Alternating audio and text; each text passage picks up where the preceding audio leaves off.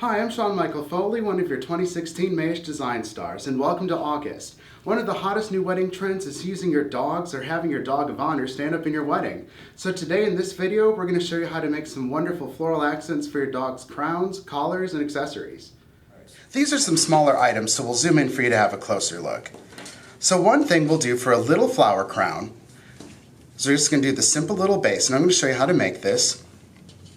Just take your standard floral wire. This is a 22 gauge. You want it to be a little bit thicker so it has some firmness to it and doesn't just fold up and get flimsy. So just wire and tape this as normal. And if you're new to wire and taping, hold the tape in your hand. If that doesn't work for you, you can let it sit on the table. Start here, pinch it off, and twist the wire while you slowly work your way down with your tape. This uses a lot less corsage tape and it has a much tighter pull.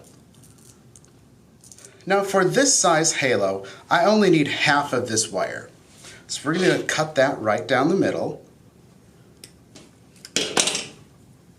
Just like so. You can set that aside and use that for later or make two crowns, whatever you want to do.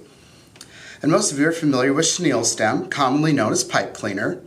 This is going to allow us to glue right to this wire without having to do too much effort.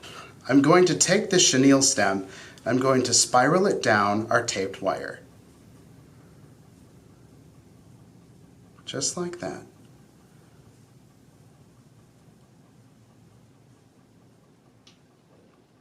As you can see, I have a little bit left extra. That's fine. We're going to round it out into a little hoop and then just use that extra to tie it together.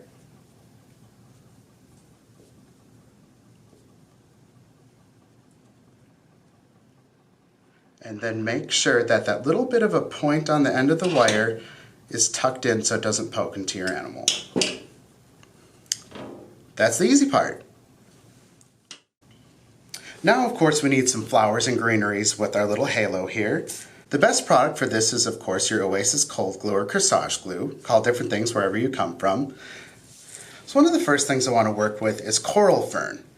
This goes a long way, so you can just keep breaking it down and cutting it down until you get it as small as you want. Let's start with this. I'm just using my Ohana clippers to get this cut up. If you want to use a knife, go ahead and use a knife. Alright, that should be plenty to get us started. Before I add this, I'm going to cut up a few other smaller pieces. This is green trick. Many of you are familiar with it in the dianthus family. This holds up amazingly out of water, making it a perfect option for halos. We're going to cut these down to the individual florets.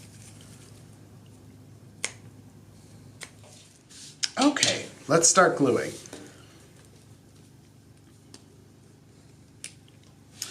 Now the way I like to start these, get a good little layer of glue on your crown first.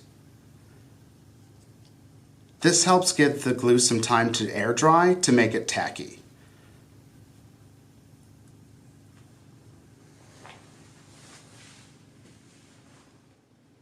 Now I find it easier to start with a little bit of a pool of glue.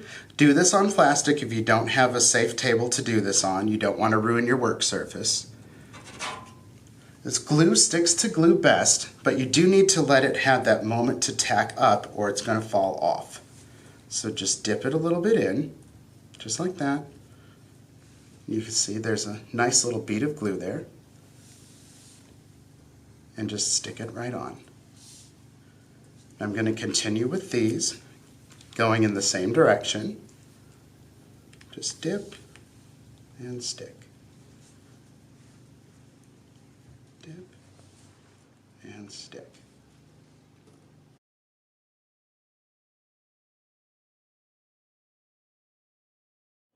Now we're going to go back in with our green trick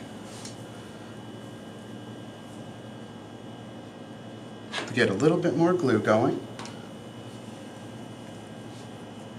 And again, just dip and stick. Now put this in where you see your wire and your chenille stem. This is great to get some coverage. Once again, just working your way around.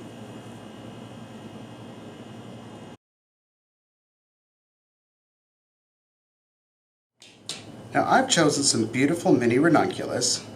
This yellow is absolutely stunning. It'll be a nice pop. So cut those short. You need very little to, if any, stem to do this because you want them low in there. So I'll cut these all at once.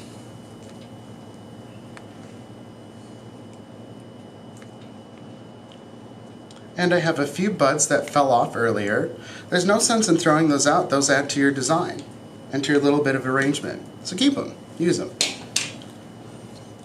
For bigger blooms, add corsage glue right to it instead of using it off the table. You'll need more glue to get better adhesion. Blow it in a little bit if you need to. And then just place it where there's a hole.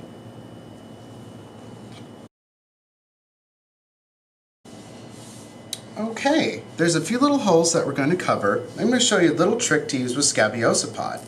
Most of us have used scabiosa pod before. If you're new to it, this is what happens after the scabiosa is done blooming, and it has a very dry feel to it.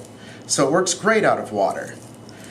What many don't know is you can actually use these little individual pieces all by themselves.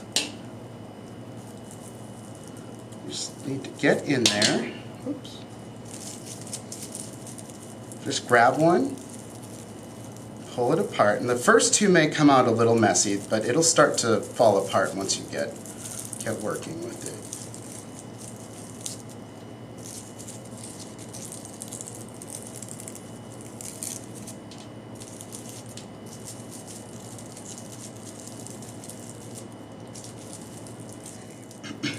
We're going to glue right directly to these as well. And I add these wherever I have another little gap that needs something different.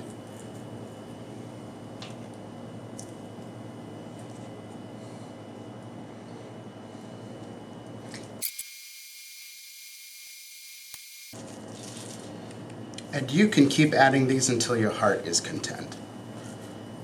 Now this is my personal dog, Olive. She's a Chiweenie. She's Bird's little BFF. And she's going to model our flower crown for us. Now Olive's a little camera shy, so we'll see how this goes. And with, oh yeah, it's pretty cool.